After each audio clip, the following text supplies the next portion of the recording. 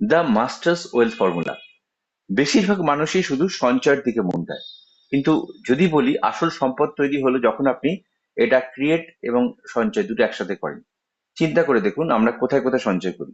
Mutual fund, সোনা, share বা bond বা রিয়েল এস্টেটে।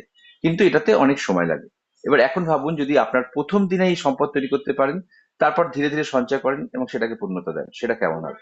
এটাই 100% জয় নিশ্চিন্ত করার ফর্মুলা। আপনার সঞ্চয়কে একটা শক্তিশালী ইন্স্যুরেন্স প্ল্যানের সাথে মিলিয়ে দিন।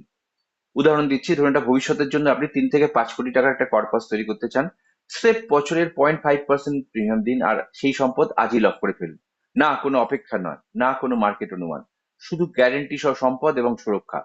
সম্পদ তৈরি করতে হলে আপনাকে হতে হবে আর্থিক, মানসিক ও শারীরিকভাবে ফিট।